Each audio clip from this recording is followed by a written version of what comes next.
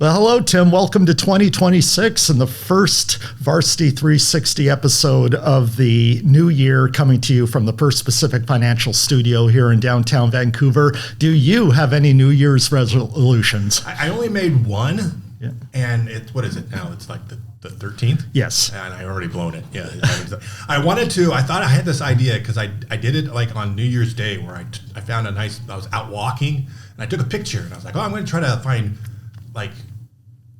find beautiful things or things that catch my eye. Take a picture with my phone and then post it on social media like every day. Just something positive, something fresh.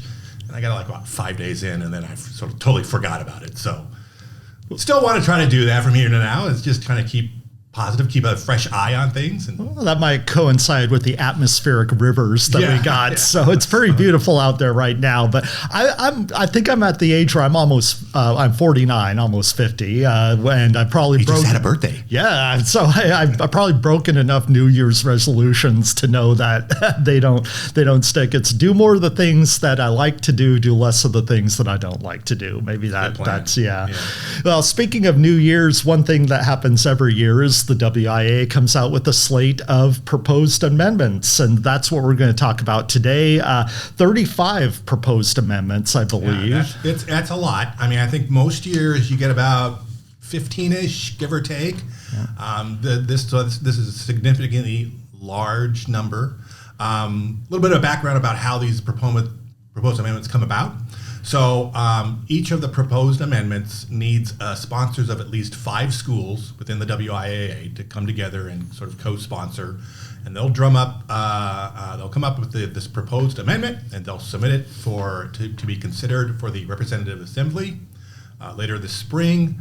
So 35 have been submitted, and the next process will be I think it's on January 26th, later this month. There's something called the Winter Coalition. And what the Winter Coalition is just like a Zoom meeting of some principal members within the representative body in the WIAA, and each of the schools that have proposed something will have somebody speak for them and say, well, this is our proposal, and this is the problem we see, and this is what we're hoping to fix. And so they get a chance to explain, and they get a chance to field questions about it. And then there's somebody in the meeting who's called the parliamentarian.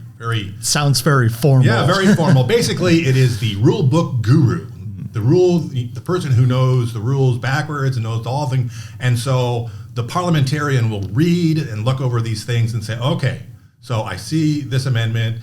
Here's one thing that it will cause, comes into conflict with another rule, or would need to be altered because of some other rule, and we'll kind of explain that. And so it's a chance to kind of go through, explain the proposed amendments, make any amendments to the language to clean things up, to make things a little bit more clearer. And in some cases, amendments get withdrawn at this point. There are a couple on here that it states, like, if this amendment passes, then another amendment proposal will be moot because they sort of cover the same thing. So I'm guessing this 35 proposed amendments will get cut down maybe 30 or so by the end of the process, but we'll have to see how that works out. Yeah. I mean, and a lot of these amendments are kind of wonky inside baseball stuff. It's like related to fees or it's codifying really sort of administrative kind of issues, and those comes up every year too. But we wanted to discuss a few that could have tangible impacts on the high school sports leagues here in this area, and I guess one of the ones. First is a amendment that would eliminate socio-economic factor as a deduction for determining a member school's classification. And that's relevant, especially in the case of Fort Vancouver here, where they have opted down to 1A based on socio-economic factors. And I think in some of the sports, it's been very helpful in helping the Trappers be competitive, whereas if they went strictly by their enrollment numbers, they would be a 3A school, and recent history has shown that that's not really good for anybody because against 3A schools, because of a lot of different factors and unique to Fort Vancouver High School. They just aren't competitive in that league. Whereas now, if you look, I look at the girls basketball team, they have a winning record in the 1A Trico League. It's the first time that's been the case in decades. Yeah, I mean, I think you mentioned a week back that they've won as many or more games than they've had over many years. They reached 5 wins for the first time since 2007 and 2008, where I think they were a competitive program back then and had double-digit wins. But it's partly due to the coaching staff that they have there with Theo McKaylee and Will Jones, experienced coaches that have come in and kind of revitalized the program. But also, I think it has to do with the fact that they're playing in a league that is comparable to in a talent level versus what they can reasonably field. Right. So so a little bit of background on the socio-economic issue. This factor in determining the classifications and the enrollment numbers that they use to determine the classifications is about 8 years old. It was about 2019 when it was first proposed and passed by the WIAA. And at that time, the social economic factor that they used to determine this was the percentage of students in the schools who were on free or reduced lunch. And I think they worked with an average. I think the average was like something about 35% of the average student body are on that. And so the schools that had percentages higher than that could have their enrollment number for WIA reclassification adjusted. So if they were a little bit over, they got a little bit of adjustment. If they were much over, they got a big adjustment to lower that number down. But then the pandemic happened. And then during coming out of the pandemic, the state said, they took pandemic money and said everyone gets free lunch. Mm-hmm. And then after the pandemic money ran out, the state just decided that every student should be eligible for free lunch. And so that couldn't be a factor anymore because everyone gets free lunch. And so then they started using a metric called direct cert, which is kind of it's a state metric. It has to do with families' eligibility for state relief things like food stamps and such.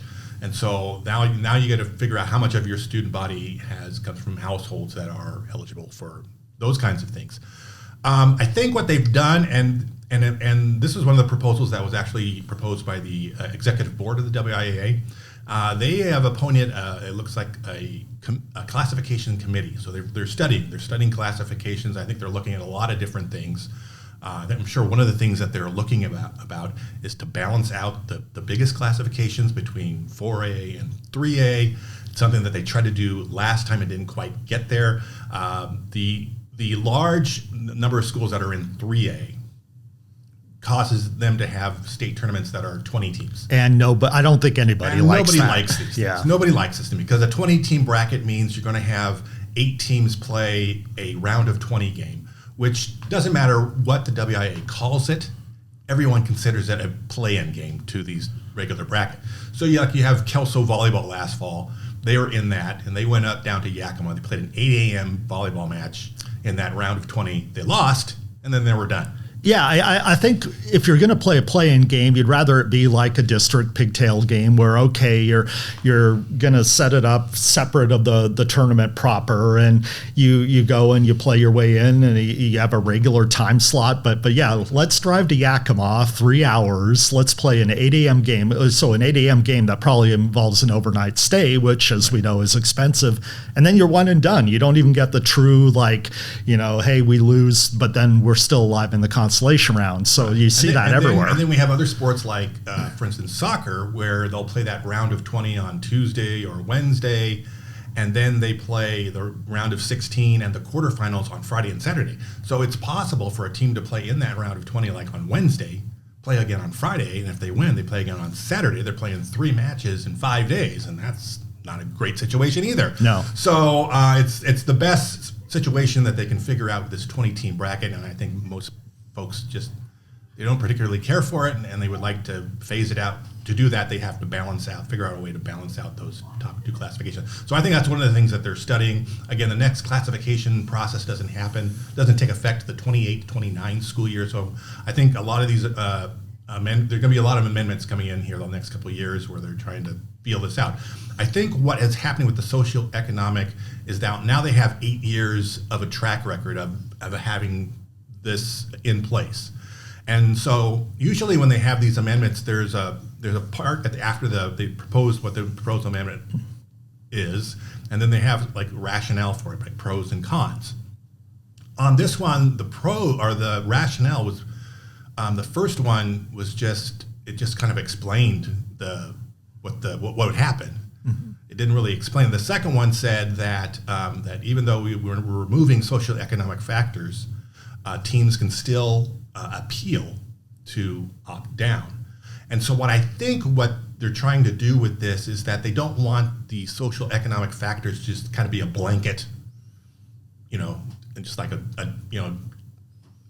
everyone who meets that metric. I think they want schools to be able to come to the WIAA and appeal their way down. They can refer to their socioeconomic information and the previous, like for instance, if you were a 3A school that is a 2A school because of the socioeconomic reduction that you got in your numbers, you can say, hey, we used to be a 3A school, and in the 2010s, we really, really struggled at 3A, but now we've been in 2A for the last 8 years, and we feel like this is a better fit for us, and you can give examples and those kind of things. So I think that's what they're trying to. I think they're trying to have a little bit more control and nuance over who actually gets to move down and who really needs to move down. Right. So the way I understand it, it would be more of a case-by-case basis where if you look at, say, a Fort Vancouver, they could make an individually strong case as to why it makes sense for them to play in the 1A Trico League, whereas if you look at maybe some Seattle area schools that might meet certain socioeconomic metrics but are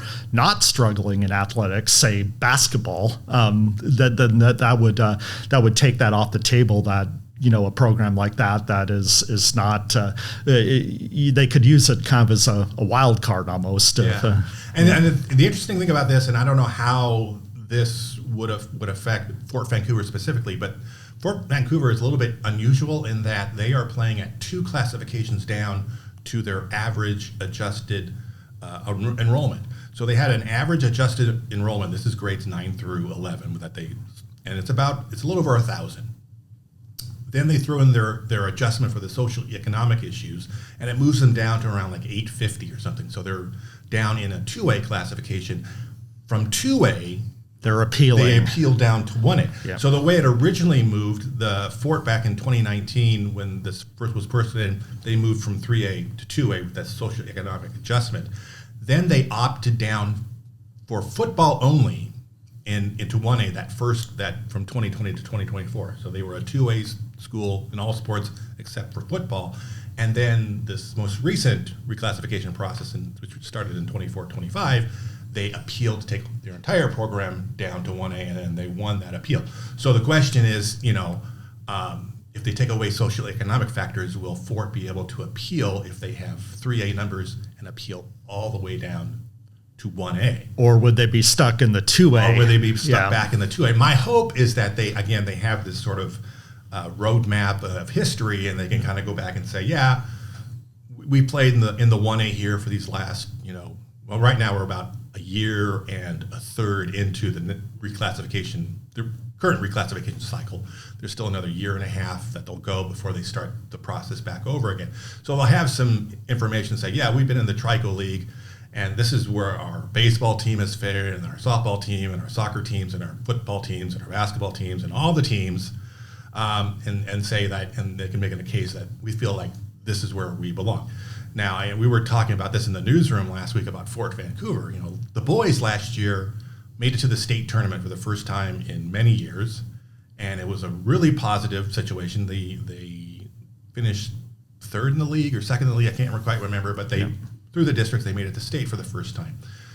This year, the Fort Vancouver boys team is much better, and now they are near the top. They are at the top of the standings and potentially a league champion. So now, will people come back and go, they're a 3A school, But you can argue that they wouldn't be even in that position if they were playing up and not competitive in the 2A or the 3A. And with this new era of transfers, would they be able to get their kids to stick around if they're not competitive? I think the biggest thing that promotes success in high school athletics is success. Yes. Especially if you have a program that's had a lot of struggles through the years. And I think the boys team that they had last year helped build the boys team that they have this year. And I think some of the girls' success maybe on their coattails. I think they're creating excitement.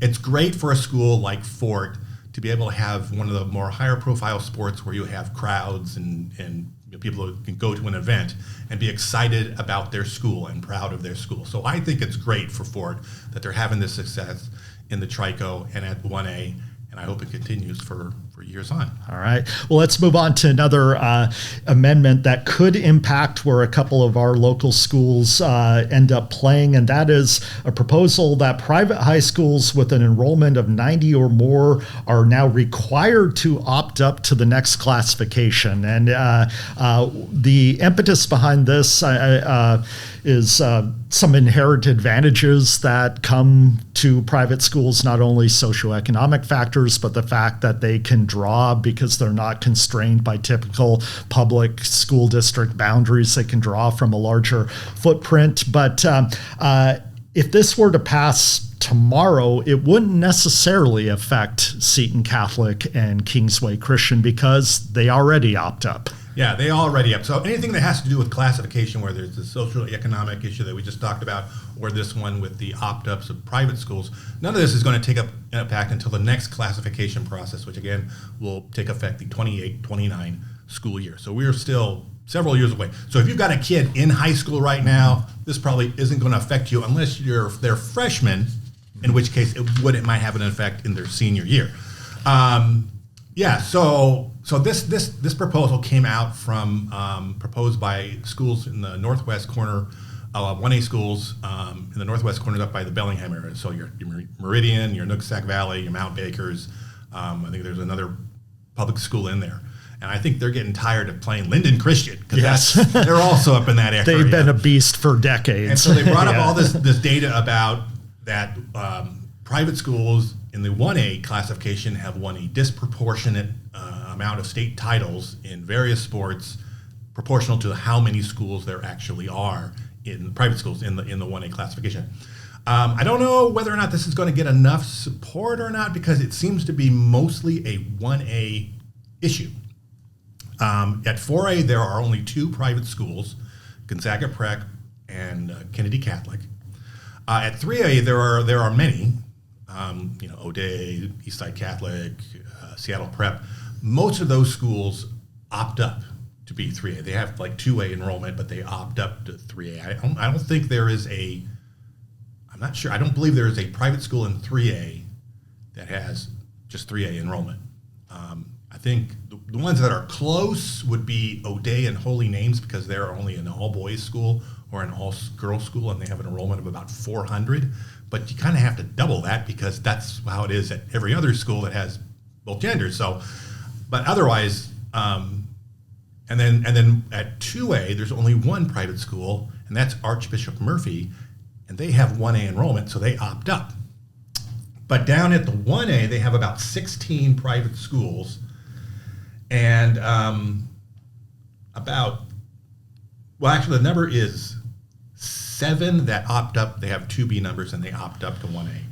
One of those schools I've never heard of, at least as far as being athletic. I mean, maybe they don't even have it. It's called Sierra Summit Sierra. I've never heard. So they might not even have sports. The other ones I've heard of, Life Christian, Kingsway Christian, Bear Creek, Seton Catholic, Seattle Christian, and Charles Wright. Those are all 1A schools, but they have 2B enrollment size. Then you get down to 9 other schools that have 1A enrollments. Bush, Northwest School, Overlake, Eastside Prep, Bellevue Christian, Cascade Christian, University Prep, Linden Christian, and Cedar Park Christian of Bothell.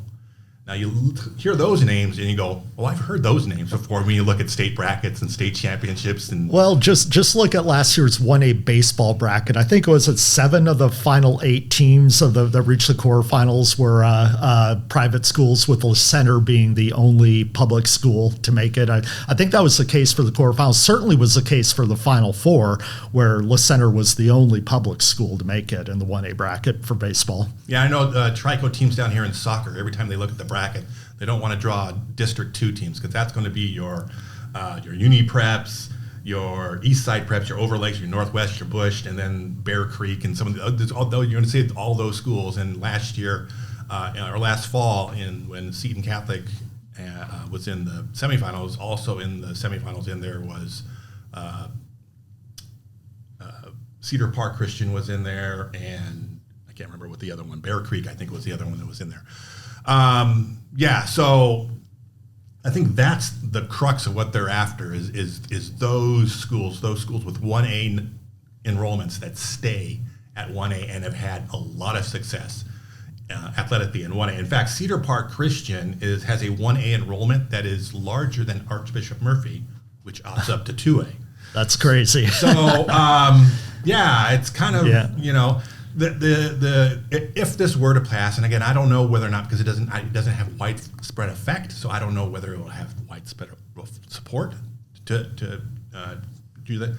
If it did, it could impact Seton Catholic and Kingsway Christian going forward. So right now, during the last classification process, Seton Catholic had an enrollment number of 210. The cutoff to going up to be in 1A is 225. So they're close. They're a big 2B school. They're a big 2B school. And the next classification process is going to be happening the fall of 2027. That's a little less than 2 years away. You could see more growth. And so it's potentially that at the next classification, their numbers could be above 225, which puts them at 1A. And if this rule comes in effect, then they would have to move to 2A. Kingsway Christian is just 5 students back. They're back at 205, so they could be in that same situation. Down at 2B, there are 6 schools that have 2B enrollment private schools that play in 2B. Mountain Vernon Christian, LaSalle, Tri-Cities Preps, Upper Columbia, which I have not heard of, Northwest Christian of Colbert, and then Forest Ridge. And then St. George's is a 2B private school, but they have 1B numbers, so they opt up.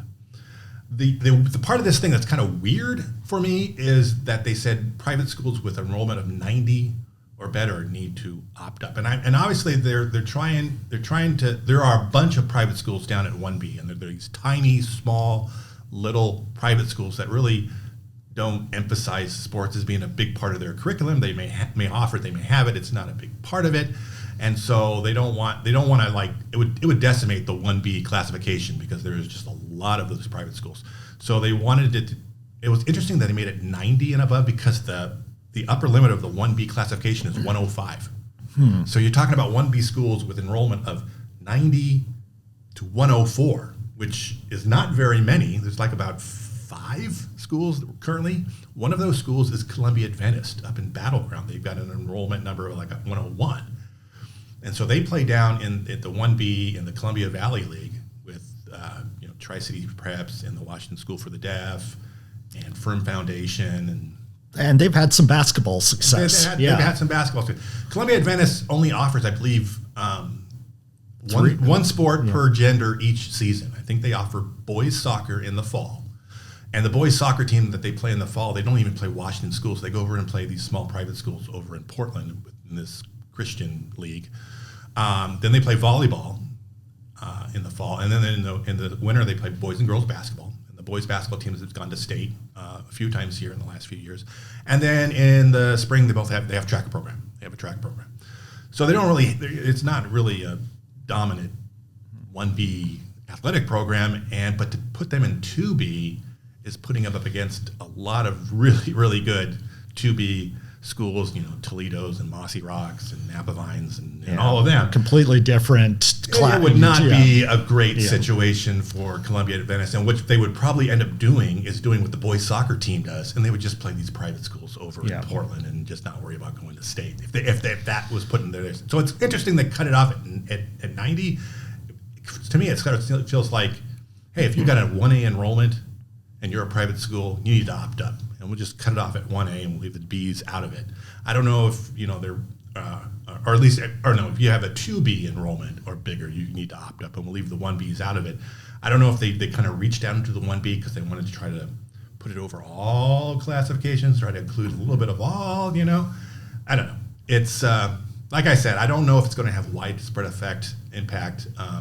But a lot of times what they will do with some of these, because again, anything that has to do with classification, they have this year to pass it, And then they would, if they doesn't, they can bring it back next year and try to pass it. And I think they could even bring it back in. I don't think they can bring it back in the following year because they do the reclassification process like in January, and so they wouldn't be voting on changes. So they got 2 years here to kind of make any changes to the classification process.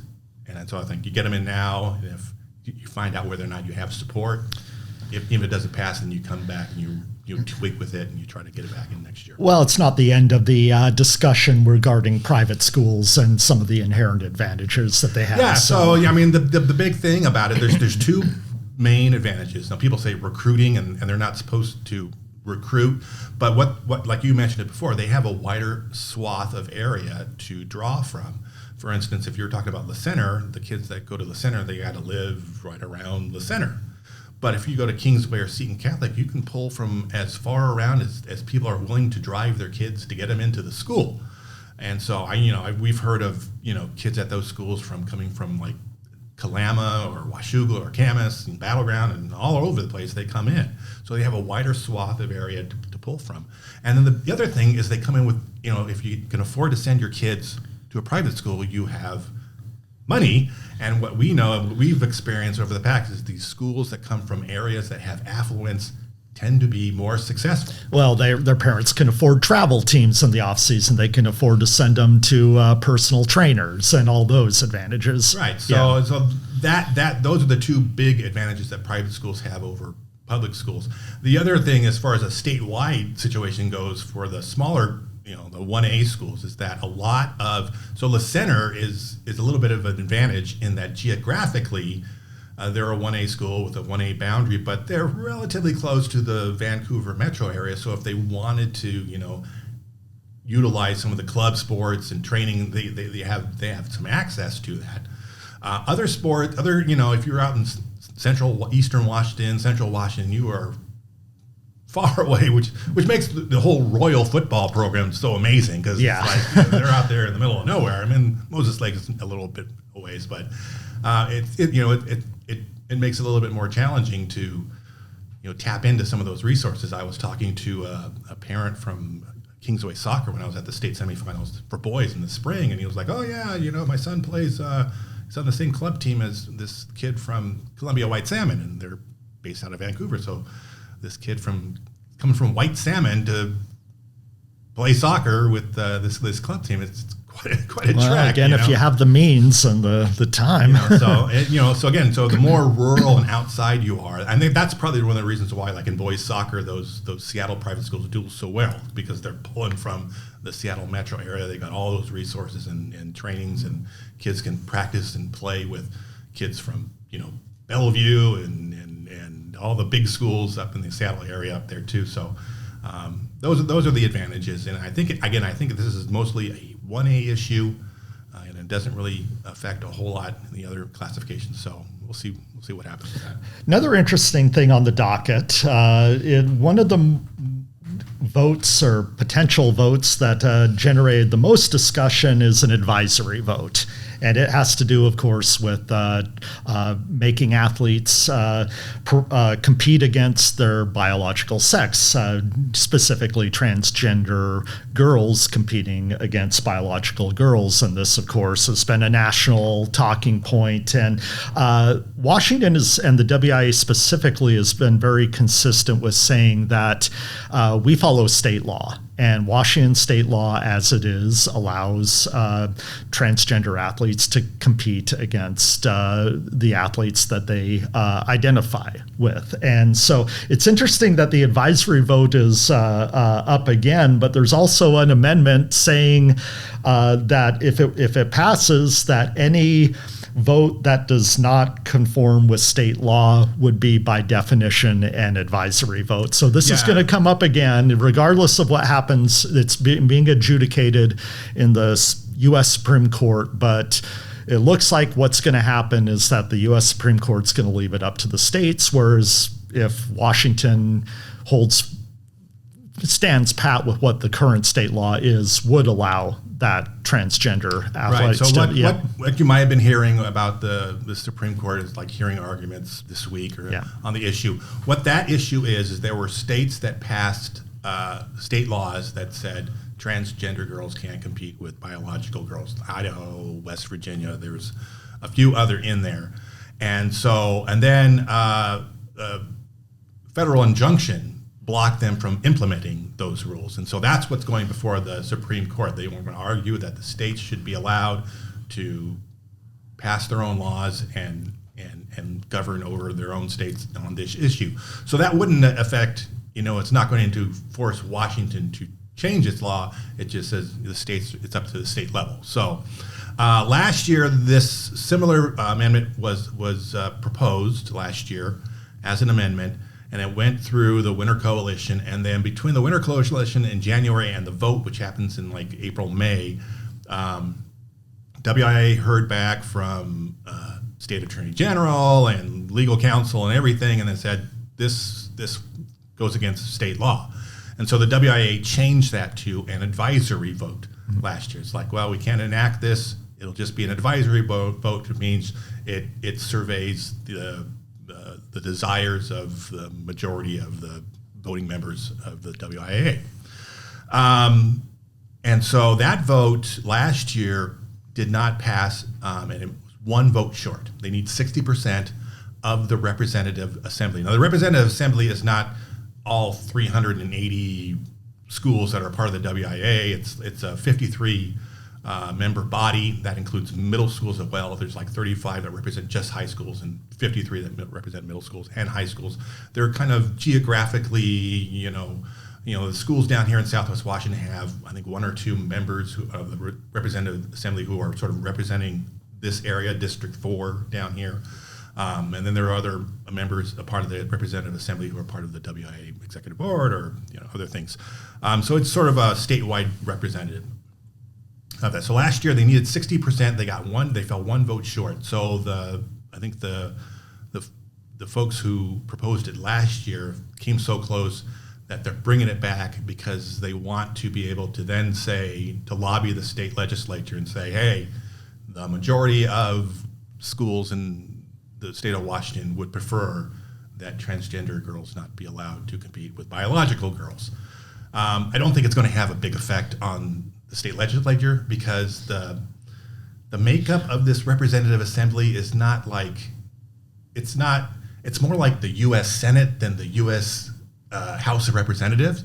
In the U.S. House of Representatives, the big states like California and Texas and New York, they get a whole bunch of members, where the small state just get a couple, and then over at the Senate, everyone gets two. That's sort of what the Representative Assembly is like. So like the big school, the school that has 2,000 students doesn't get a larger voice than a school that has 100 students. And for most of the things that the WIAA passes, that works well. You want the system to work well for big schools and for small schools. And you don't want the will of the big schools to overwhelm the small schools. You want it to be equitable for everyone. This is sort of a political issue, and so those small schools are given a little bit bigger a voice. Those small schools tend to be more conservative. They're from rural areas, they're private schools with faith-based schools, so they tend to be a little bit more conservative. So really, if you wanted to pass this to have some sort of an effect on the state assembly, you need like sort of an overwhelming, 70, 80, 90%. And just squeaking by with 60, it probably isn't going to move the needle much. Well, I think they're hoping to kind of, like you said, increase the pressure to changing state law, because I think what you saw happen last year was kind of a nightmare scenario for a lot in what happened with track and in field, in that you did have an instance, in this case of Veronica Garcia coming out of Spokane, a transgender girl winning against biological girls, and you had a scene at the state track and field championships where Veronica was loudly booed. And I think everyone is trying to, regardless of where you stand, I don't think anyone wants that. I don't think anyone is comfortable with seeing a 17-year-old teen who's trying to figure it out booed publicly. And so I think that's, regardless of where you stand politically on the issue, I think we're kind of hoping for some sort of resolution on it. Yeah, and unfortunately, I don't think we're going to get any sort of resolution on it. I think it's just going to be there. It's going to be hanging around there. It's just going to be a thing that, it's going to be a difficult thing for everyone to handle. I'm sure that there are, athletic directors out there who are hoping they don't see a transgender, girl come over to a sport and cause, a controversy within their program. But at the same time, you also want to be able to serve all of your students equally too. So right. it's just a box of firecrackers right now. And my hope is that this is an issue that there could be a group of people who know about high school sports, who are devoted and committed to high school sports and trying to find an equitable solution to this issue, that everyone sort of concedes and gives and finds a good solution. Because right now we're getting noise from people who have no idea about what happens, or they don't care about high school sports at all. The people who are out at the state meet last year. It's a political football. Probably don't have any idea about anything else about how high school sports work. They don't pay any attention. They don't care. It's just something that sparks emotions and gets people fired up. And I always it always bothered me whether it was a team was denied a chance to go to the state tournament because of forfeitures or some ruling, and then the school goes and they take it to court, and then the court does their thing. It's kind of like, I kind of wish, high school sports can solve their own problems and do it in a way that serves everyone as best that they can, and so on. I don't know whether we'll ever find that solution, but hopefully, we can have a frank and open talk and this is an issue that the polls on the opposite side are so far apart that it's so hard to find that common ground. So right, because regardless of any of our political beliefs, I mean, you can't deny that someone should be looking out for biological girls, and the fact that there are women's sports and girls' sports because of biology, and so that's one of those things where you have partisans on both sides, but then there's a more nuanced discussion and about. The question should be not how do we. It should be what can we do to make high school sports a positive experience for the most people, and whether that is inclusion or protection of biological females. That's where the rubber hits the road on this issue. All right. Well, let's wrap up with just a couple of other interesting ones that are going on, and that is. If you misbehave, you might find yourself on the sidelines with a couple of these amendments. One is that if a student receives a second ejection in the same sport or a subsequent sport during the school year, the student will be suspended for 4 contests. And if they get a third ejection, they're done for the entire school year. Another relates specifically to soccer. If you have a second disqualification due to receiving 2 yellow cards in a season, then you are suspended for the following match. Be on your P's and Q's is what the WIAA is saying. Yeah, it's and again, some of these are submitted by schools getting together and saying that this is a change we like to see. Sometimes it's the WIAA executive board. I think coming out of the pandemic, we have seen sort of an uptick in ejections and unsportsmanlike issues, and I think these are trying to help rein in some of those things. And so, be interesting to see what the reaction is of the representative assembly. Do they think the punishments are too harsh? Are they just right? Typically, the assembly votes within the lines more towards participation. Mm-hmm. They want to promote participation. So a lot of rules that they have in the WIAA, they have some flexibility, whether it's about transfers or just eligibility issues in general, and they tend to lean towards getting kids eligible to play, getting them to participate. That's sort of the central core tenet of the WIAA. And so when you bring penalties about, you're done, that's, I think people kind of go, I don't know. You think it's too harsh to get broad support. Yeah. Even though it'd probably be something that would never actually be enacted, because most people would go, oh, okay, Yeah, but it's interesting that somebody put it on there as an amendment and getting the discussion started on that. It's interesting that they have a soccer-specific one, too, because I think that kind of brings it more in line with the policies of professional leagues, where if you get 2 yellow cards in a match, you can face a suspension there. But do you want to govern high school sports like you do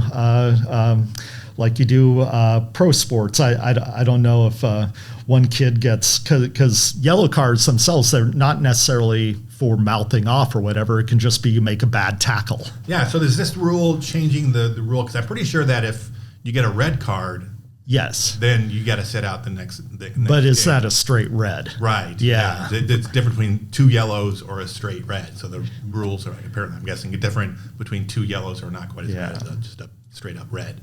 Well, we shall see. I think that's one of those ones where if it passes, then we'll see how that impacts. But hopefully, you don't see a lot of ejections, because I watched the girls. A couple of different girls playoffs, and I was at the state semifinals and finals for 2A and 1A, and I think the officials do a pretty good job and the coaches as well do a pretty good job. Like when someone gets a yellow card for doing something silly, yes, it's like, come on over. You're going to sit down for a while. You need to cool off and figure this thing out, because you don't want to get another one doing another silly thing. Yeah. So that's different from like a hard tackle that was deemed to be dangerous or something like that. You kind of saw that a little bit, where people just kind of like got frustrated and did things and drew a yellow, and they kind of control that a little bit, both to protect their own team and their kid and everyone else on the pitch. So. It'd be interesting if, because again, some of these are sport specific. It's not soccer coaches voting for this. It's like the ADs or districts ADs and stuff like that. So it'd be interesting to see how they kind of view something like that. All right. Well, that should bring an end to this. We'll be the voting happens in April, so we will late April into early May.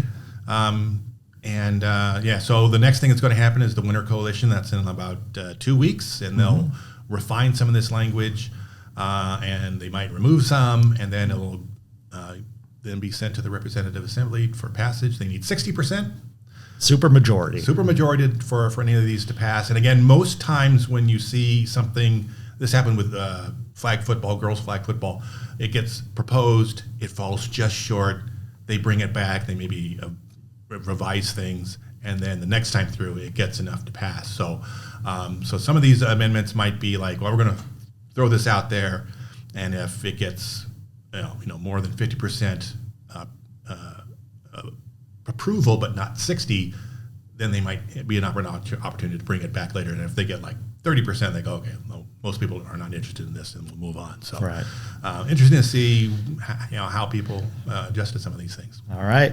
Well, it's great to be back in 2026. We got a few good shows coming up in future Varsity360s. Coming up later this month, we're going to have a roundtable about basketball transfers and how that's impacting the sport. So be sure to be on the lookout for that. But as always, get out to a gym, get out to a wrestling match, and get out to some swimming or even a bowling lane and support these local athletes. We'll be following them in 2026, and hopefully you are too. So be sure to tune in and follow us on 360preps.com.